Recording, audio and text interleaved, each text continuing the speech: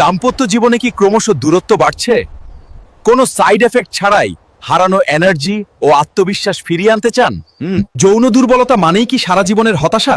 একদমই নয়। সঠিক হোমিওপ্যাথিক চিকিৎসায় কিভাবে এই সমস্যা গোড়া থেকে নির্মূল করা সম্ভব, চলুন জেনে নিই।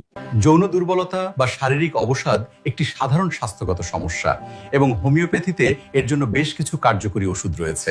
তবে হোমিওপ্যাথিতে রোগীর শারীরিক ও মানসিক লক্ষণের উপর ভিত্তি করে সঠিক ওষুধ নির্বাচন করা হয়। আজ আমি 5টি পটেন্টাইজ ও 2টি মাদার টিনচার নিয়ে কথা বলবো। তবে মূল ভিডিওটি শুরু করার আগে বলি, যারা নতুন আছো তারা ঝটপট ফলো করে নাও, আর ভিডিওটি ভালো লাগলে শেয়ার করে বন্ধুদের জানার সুযোগ করে দাও। প্রথম ওষুধটি হলো লাইকোপোডিয়াম 200। যাদের মানসিক আকাঙ্ক্ষা আছে কিন্তু শারীরিক ক্ষমতা কমে গেছে, তাদের ক্ষেত্রে এটি খুব ভালো কাজ করে। আত্মবিশ্বাসের অভাব, দায়িত্ব নিতে ভয় পায়, আরে গরম ও মিষ্টি খাবার পছন্দ করে, অকাল বীর্যপাত এবং বয়স্কদের দুর্বলতায় এটি বেশি নির্দেশিত হয়। দ্বিতীয় ওষুধটি হলো অ্যাগনাস কাস্টাস। যৌন ইচ্ছা বা আকাঙ্ক্ষা সম্পূর্ণ হারিয়ে যাওয়া এবং যৌনাঙ্গের শিথিলতার ক্ষেত্রে এটি ব্যবহৃত হয়। অনিয়ন্ত্রিত জীবনযাপনের কারণে এটি কার্যকরী। তৃতীয় ওষুধটি হলো অ্যাসিড ফস।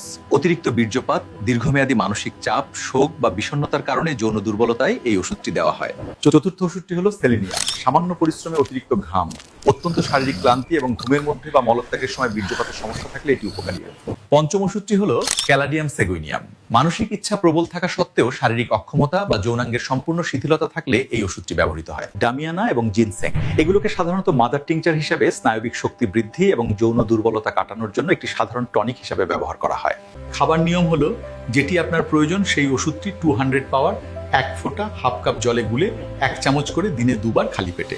ওষুধের পাশাপাশি পুষ্টিকর খাবার, নিয়মিত শারীরিক ব্যায়াম এবং মানসিক চাপমুক্ত জীবনযাপন এই সমস্যা থেকে দ্রুত মুক্তি পেতে সাহায্য করে।